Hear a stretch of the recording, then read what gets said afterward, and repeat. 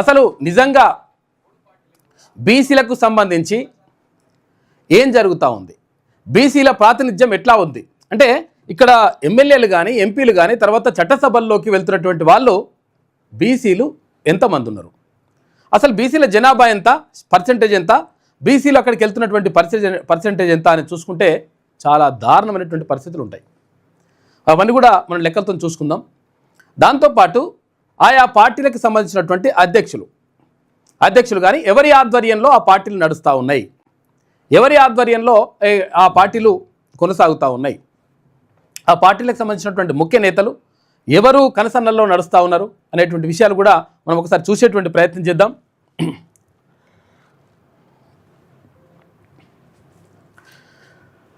తర్వాత మన పాపులేషన్ ఎంత ఉంది, ఎవరెవరి పాపులేషన్ ఎంత ఉంది అంటే జనాభా ఎంత శాతం ఉంది, తర్వాత ఉన్నటువంటి ఎమ్మెల్యేలు ఎంతమంది, అక్కడ పర్సెంటేజ్ ఎంత ఉందో మనం చూసుకునేటువంటి ప్రయత్నం చేద్దాం. ఇక్కడ బ్రాహ్మణ సామాజిక వర్గానికి చెందినటువంటి వాళ్ళు ఎంత పాపులేషన్ ఎంత ఉందంటే జనాభా 3% జనాభా ఉంది. వాళ్ళు ఇప్పటి వరకు 121 మంది ఎమ్మెల్యేలుగా అంటే అక్కడ చట్టసభల్లోకి వెళ్ళిండ్రు, ఎమ్మెల్యేలుగా అసెంబ్లీకి వెళ్ళిండ్రు.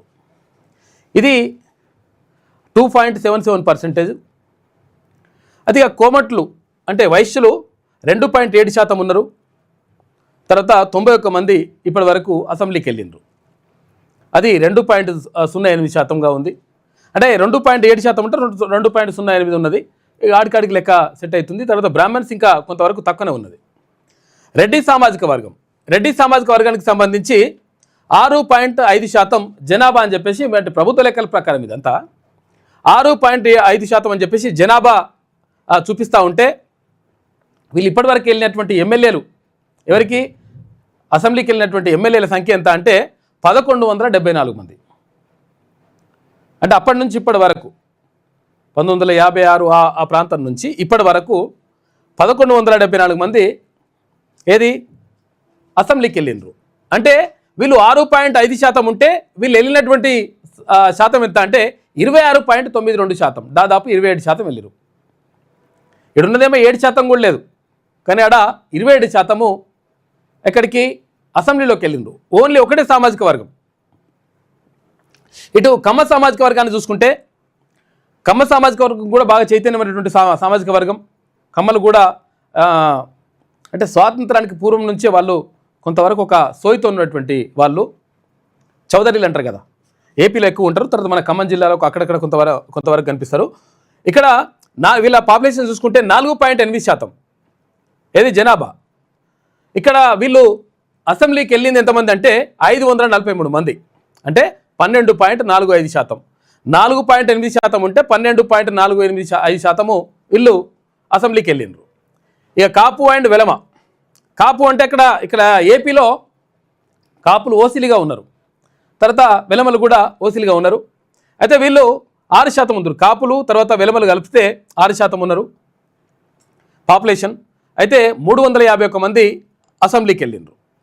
మొత్తం 8.05% ఇప్పటి వరకు అసెంబ్లీకి వెళ్ళినట్టుగా కనిపిస్తూ ఉంది. ఇది వేరు చెప్తే బాగుంటుంది. ఇంకా తర్వాత క్షత్రియ ఎంత ఏపీకి సంబంధించి అంటే ఎక్కువ మంది అక్కడ ఉంటారు వీళ్ళు క్షత్రియులు.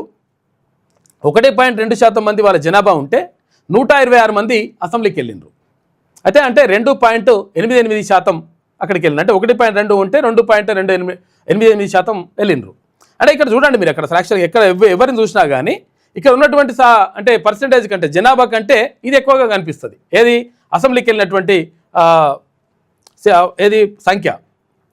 ఇక బీసీలకు సంబంధించి 46% అంటే మైనార్టీలు ఇవన్నీ కూడా కాకుండా, మైనార్టీ ముస్లింలు ఇవన్నీ అందరూ కూడా కాకుండా 46% మంది బీసీలు ఉంటే 739 మంది ఇప్పటి వరకు అసెంబ్లీకి వెళ్ళిండ్రు.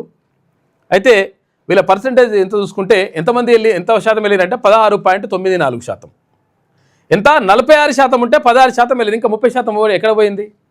ఈ 30% పోయిందంటే కవర్ అయింది లెక్క. 30% బీసీలకు సంబంధించినటువంటి సీట్లు.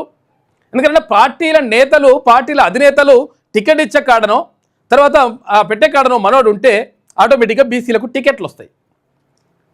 ఆటోమేటిక్గా అసెంబ్లీకి అధ్యక్ష అని చెప్పేసి ఎంపిక అవుతారు, అధ్యక్ష అంటారు. అటువంటి పరిస్థితి లేకుండా ఎక్కడ అడ్డుకట్టబడతా ఉంది అంటే ఇక్కడ పార్టీల అధినేతలు పార్టీలు నిర్ణయాలు తీసుకున్న కాడ మనోళ్ళు లేకపోవడంతో 46% ఉంటే కేవలం బీసీలే ఇక్కడ, మళ్ళీ ఇక్కడ ఇందులో మైనార్టీ సోదరులను కలుపుకోకుండానే కేవలం బీసీలు 46% ఉంటే ఇక్కడ 739 మంది అసెంబ్లీ గేటు దొక్కిండ్రు. ఇక్కడ 16.94%. 46% ఉంటే 16%, అంటే 30% పీకింది ఇక్కడ. ఇక ఎస్సీ సామాజిక వర్గానికి సంబంధించి 16.2% వీళ్ళ జనాభా ఉంటే ఇక్కడ 653 మంది అసెంబ్లీకి వెళ్ళిండ్రు. వెళ్ళడానికి కారణం ఏంటంటే అసలు యాక్చువల్గా ఎస్సీ సోదరులు కూడా వెళ్లకుండా అడ్డుకట్ట పడుతుండే. కాకపోతుందంటే రాజ్యాంగం ఒక రక్షణ కవచం కల్పించింది. వాళ్ళు ఎంత శాతం ఉంటారో అంత శాతము అంటే వాళ్ళకు రిజర్వేషన్ కల్పించాలనేటువంటి ఒక నిబంధన ఉన్నది. ఎస్సీలకు కానీ ఎస్టీలకు కానీ దళిత బిడ్డలకు కానీ ఇటు గిరిజన బిడ్డలకు కానీ ఒక మంచి ప్రత్యేకంగా రాజ్యాంగంలో పొందుపరిచిండ్రు. కాబట్టే వాళ్ళు ఆమడ్డు కన్నా వెళ్ళగలుగుతున్నారు. లేకపోతే అసలు యాక్చువల్గా చాలా దారుణమైనటువంటి పరిస్థితి, ఇంకా బీసీల కంటే దారుణమైనటువంటి పరిస్థితుల్లో ఇక్కడ ఎస్సీ బిడ్డలు కానీ తర్వాత దళిత బిడ్డలు కానీ ఉన్నటువంటి గిరిజన బిడ్డలు కూడా ఉండాల్సిన పరిస్థితి ఉంటుండే. కాకపోతే ఏంటంటే 16.2% మంది పబ్లిక్ ఉంటే 653 మంది అసెంబ్లీకి వెళ్ళిండ్రు. తర్వాత 14.97%, ఇంక ఇక్కడ కూడా 1% తగ్గింది చూడండి. ఇక ఎస్టీలకు సంబంధించి 6.6% ఉంటే అంటే గతంలో ఇది 215 మంది అసెంబ్లీకి వెళ్ళిండ్రు. అంటే ఎంత 4.92% మాత్రమే, 5% వెళ్ళిండ్రు. 6.6% ఉంటే అంటే తగ్గింది ఇంకా లెక్క. మైనార్టీకి సంబంధించి 7% ఉంటే 225 మంది వెళ్ళిండ్రు. 5.16%, అంటే వీళ్ళది ఇంకో 2% తగ్గింది. ఇక తర్వాత మిగతా వాళ్ళకి సంబంధించి 2.86% మిగతా వాళ్ళు వెళ్ళిండ్రంట. మొత్తం టోటల్గా 100% ఇలా చూసుకుంటే ఇది పరిస్థితి. అంటే ఎవరి చేతిలో మరి ఉన్నాయి ఇవన్నీ కూడా, వాళ్ళ సీట్ల పంపకాలు కథా కమామిష్ అంతా కూడా ఎవరి చేతిలో ఉంది? ఏపీలో కానీ తర్వాత ఇక్కడ కానీ ఇక్కడ ఎవరి చేతిలో ఉన్నాయి ఈ పార్టీలు అంటే ఇట్లున్నాయి పరిస్థితి. ఇప్పుడు కాంగ్రెస్ పార్టీ ఎక్కడ ఏపీలో కాంగ్రెస్ పార్టీ వైఎస్ షర్మిల అధ్యక్షురాలు, ప్రదేశ్ కాంగ్రెస్ కమిటీ అధ్యక్షురాలు అక్కడ వైఎస్ షర్మిల. భారతీయ జనతా పార్టీ ఏపీలో పురంధేశ్వరి, తర్వాత వైఎస్ఆర్సీపీకి వైఎస్ జగన్మోహన్ రెడ్డి, తెలుగుదేశం పార్టీకి చంద్రబాబు నాయుడు. వీళ్ళందరూ ఎవరు? ఫస్ట్ వైఎస్ షర్మిల రెడ్డికి సామాజిక వర్గం, పురంధేశ్వరి కమ్మ సామాజిక వర్గం, తర్వాత వైఎస్ జగన్మోహన్ రెడ్డి రెడ్డి సామాజిక వర్గం, ఇటు టీడీపీ అధ్యక్షుడు చంద్రబాబు నాయుడు ఆయన కమ్మ సామాజిక వర్గం, తర్వాత సిపిఎం వి శ్రీనివాసరావు ఆయన కమ్మ సామాజిక వర్గం, సిపిఐ రామకృష్ణ గతంలో కురువ సామాజిక వర్గం, తర్వాత జేఎస్పీ జనసేన పార్టీ పవన్ కళ్యాణ్ అక్కడ కాపులు అక్కడ ఓసీలుగా ఉన్నారు, అక్కడ ఆయన కాపు సామాజిక వర్గం, తర్వాత టీఆర్ఎస్ లేకపోతే బీఆర్ఎస్ చంద్రశేఖరరావు వెలమ ఆయన అగ్రవర్ణాలే ఓసీ సామాజిక వర్గం, తర్వాత టీపీసీసీఏ అధ్యక్షుడు రేవంత్ రెడ్డి అన్నారు. ఇప్పుడు మహేష్ కుమార్ గౌడ్ ఉన్నాడు. ఈయన గౌడ సామాజిక వర్గం అయినప్పటికీ అక్కడ అజమాయిషి చేసేది మాత్రం ఎక్కడ కేటాయింపులు కథా కార్ఖానా ఏమైనా వచ్చినప్పుడు అక్కడ ముఖ్యమంత్రి కానీ తర్వాత ఇంకో కొంతమంది కానీ వాళ్ళందరూ కూడా అజమాయిషి చేస్తూ ఉంటారు. ఇట్లున్నది. తర్వాత సిపిఎం తెలంగాణలో తమ్మినేని వీరభద్రం ఉండే గతంలో, తర్వాత సిపిఐ తెలంగాణ కూనంనేని సాంబశివరావు. ఇదంతా కూడా ఎట్లా ఉంది అంటే మొత్తం మీద రెడ్డి కమ్మ తర్వాత కురువ కాపు వెలమ రెడ్డి కమ్మ, ఆ తర్వాత ఒకటి బీసీ ఉన్నట్టుంది. పిసిసి అధ్యక్షుడు మన దగ్గర తెలంగాణలో ఇప్పుడు అంటే అప్పుడు గతంలో రేవంత్ రెడ్డి ఉంటే ఇప్పుడు ఎవరు మహేష్ కుమార్ గౌడ్ ఉన్నాడు. అంటే మొత్తం మీద పార్టీలు ఎవరి చేతిలో ఉన్నాయి అంటే ఇక్కడ మహేష్ కుమార్ గౌడ్ ఉన్నా కానీ ఆయన నిర్ణయాలు తీసుకునేటువంటి పరిస్థితిలో ఉండదు లెక్క. గతంలో ఇప్పుడు ముఖ్యమంత్రిగా ఉన్నటువంటి రేవంత్ రెడ్డి గారు టీపీసీ అధ్యక్షుడిగా ఉన్నప్పుడు ఆయన ఎట్లా నిర్ణయాలు తీసుకుంటుండే, ఇప్పుడు మహేష్ కుమార్ గౌడ్ ఎట్లా నిర్ణయాలు తీసుకుంటుండే అంటే మనం చూసుకోవచ్చు, అర్థమైపోతుంది. దీనికి చాలా తేడా కనిపిస్తుంది. కాబట్టి మొత్తం కూడా పార్టీలన్నీ కూడా అగ్రవర్ణాల చేతుల్లో పెట్టి మనకు వాళ్ళకు ఓట్లేసిన తర్వాత మాకు తగ్గింది అంటే ఇట్లా తగ్గుతుంది. ఏమవుతుంది? బీసీలకు సంబంధించి 46% ఉంటే, అంటే మైనార్టీలు కాకుండానే ఇక్కడ ఇంకా 46% బీసీలు ఉంటే ఏమవుతుంది? వీళ్ళకి దక్కినటువంటి ప్రాతినిధ్యం ఎంత? 16%, అంటే 30% పీకింది. ఇక్కడ ఎస్సీలకు సంబంధించి కోల్పోయినరు, ఎస్టీలకు సంబంధించి కోల్పోయినరు. వాళ్ళకు రాజ్యాంగబద్ధంగా ఉన్నప్పటికీ కూడా వాళ్ళు కోల్పోతూ ఉన్నారు. దీనికి అంతటికీ కారణం ఏంటి అంటే ఇక్కడ ఈ పార్టీలు మనవి కావు, ఈ పార్టీలు మన చేతుల్లో లేవు. బీసీల చేతుల్లో, ఎస్సీ ఎస్టీ మైనార్టీ వర్గాల చేతుల్లో ఈ పార్టీలు లేవు. కాబట్టి ఆటోమేటిక్గా ఎవరికి న్యాయం జరుగుతుంది అనుకుంటే వాళ్ళకి న్యాయం జరుగుతుంది. కాబట్టి ఇదంతా కూడా పోవాలనుకుంటే అసలు యాక్చువల్గా తీర్మానం వలన ప్రత్యేకంగా తెలంగాణ రాజ్యాధికార పార్టీని ఏర్పాటు చేయడానికి ప్రధాన కారణం ఇదే. ఎవరికెంతో వాళ్ళకంత వాటా ఉండాలి, వాళ్ళ జనాభా దామాష ప్రకారం దక్కొచ్చు, తప్పేం లేదు.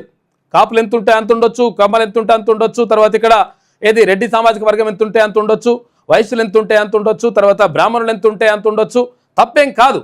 కానీ కావలసిన కంటే ఎక్కువ కొన్ని సామాజిక వర్గాలు, వెలమలు కానీ తర్వాత ఇక్కడ రెడ్డిలు కానీ ఎక్కువ అంటే ఇక వాళ్ళ జనాభా కంటే భారీ స్థాయిలో ఒక 400 కొన్ని 100% డబుల్ త్రిబుల్ ఇట్లా వేసుకుంటూ పోతే అది లెక్క కూడా చెప్పలేము. ఆ స్థాయిలో వాళ్ళు ప్రాతినిధ్యం వహిస్తూ ఉన్నారు. అంటే వాళ్ళు అసెంబ్లీకి వెళ్తూ ఉన్నారంటే మరి ఓట్లెవరి నిజంగా ఓట్లెవరి వేస్తున్నారు అంటే కింది సామాజిక వర్గాలైనటువంటి బీసీలు, ఎస్సీలు, ఎస్టీలు, మైనార్టీలు వీళ్ళందరూ ఓట్లేస్తున్నారు. ఓట్లేమో మన చేతులు ఉంటాయి, 92% ఓట్లేమో ఈ బీసీ, ఎస్సీ, ఎస్టీ, మైనార్టీలో చేతుల్లో ఉంటే సీట్లు మాత్రం వాళ్ళే అవుతున్నాయి. ఇక మరి నీ గురించి ఎందుకు ఆలోచిస్తాడు? అయ్యో అట్లా జరిగిపోయాయి, ఇట్లా జరిగిపోయాయి, మరి పరిహారం రాకపోయాయంటే రాదు. ఎందుకు వస్తుంది? నీ గురించి ఆలోచించేటోడు నీ సామాజిక వర్గానికి చెందినోడు, లేకపోతే నీ వర్గానికి చెందినటువంటి ఎవరైతే నాయకుడు ఉంటాడో ఆ నాయకుడు అక్కడ అసెంబ్లీలో ఎమ్మెల్యేగా, అటు పార్లమెంట్లో లోక్సభ సభ్యునిగా, ఎంపీగా ఉంటే ఆటోమేటిక్గా మన గురించి మాట్లాడతారు, మన గురించి ఆలోచన చేస్తారు, మన గురించి అసలు యాక్చువల్గా ఎట్లా ఈ కింద నిమ్న వర్గాలని ఎట్లా పైకి తీసుకురావాలనేటువంటి ఆలోచన చేస్తారు. అటువంటి ఆలోచన చేయకుండా మరి అడ్డుకట్ట పడుతుంది అంటే కారణం ఏంటి అంటే ఇది. కాబట్టి మనలో మార్పు రావాలి. ఎవరినో తిట్టుకోవడం, ఎవరినో వేసుకోవడం, అయ్యో ఆహా వాళ్ళు అట్లయిపోయా ఇట్లయిపోయా కాదు. ఓట్లు మన చేతుల్లోనే ఉన్నాయి. బరాబర్ మన చేతుల్లో ఉన్నటువంటి ఓట్లను మనమే వేసుకుంటే ఆటోమేటిక్గా సెట్ అయిపోతుంది లెక్క. కాబట్టి దానికి సంబంధించి మనం ఇట్లా చూసుకోవచ్చు. కాబట్టి ఒక్కసారి సోయి తెచ్చుకుంటే అయితే తెలంగాణ రాజ్యాధికార పార్టీ ప్రత్యేకంగా తీర్మానం వలన ఏర్పాటు చేసిందే అందుకు. అంటే బీసీలకు సంబంధించినటువంటి ప్రాతినిధ్యం అంటే కనీసం టికెట్లు ఇర్రా నాయన అంటే మరి వాళ్ళ చేతుల్లో నీకు టికెట్లు ఎందుకు ఇస్తాడు? వాళ్ళ సామాజిక వర్గం ఏడుండో ఎత్తుక్కొని దేవులాడి తీసుకొచ్చేసి అక్కడ టికెట్లు ఇచ్చుకుంటారు. టికెట్లు ఇచ్చుకున్నప్పుడు వాళ్ళకి టికెట్లు ఇచ్చిన తర్వాత నువ్వెట్లా ఎమ్మెల్యేలు అవుతావు, నువ్వెట్లా ఎంపీ అవుతావు? కాబట్టి ఇక్కడ జరగాల్సింది ఏంటి అంటే మన ఆలోచన విధానంలో మార్పు రావాలి.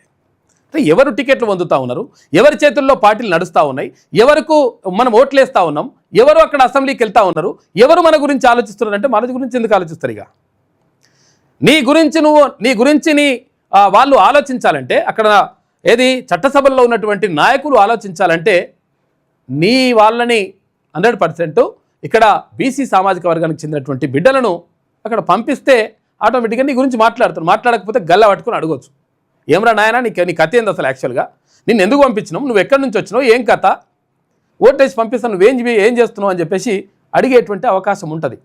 కాబట్టి అది ఆ ఆలోచన చేసుకుంటే మంచిగా ఉంటుంది. కాబట్టి తెలంగాణ రాజ్యాధికార పార్టీల్లో అంటే సభ్యత్వం తీసుకోండి అంటే తిన్మన్మలను పదే చెప్తా ఉన్నాడు, సభ్యత్వం తీసుకోండి. దీనివల్ల ఏమవుతుంది, ఏం జరుగుతుంది అంటే డెఫినెట్గా అంటే మనకంటూ కూడా ఒక పార్టీ ఉంది, మనకంటూ కూడా ఒక వ్యవస్థ ఉంది అనేటువంటి ఒక ధీమా ఉంటుంది. తర్వాత దాంతో ఆటోమేటిక్గా మన ఓట్లు మనం వేసుకుంటే డెఫినెట్గా రాజ్యాధికారం చేజిక్కుతుంది. అట్లుంటుంది లెక్క.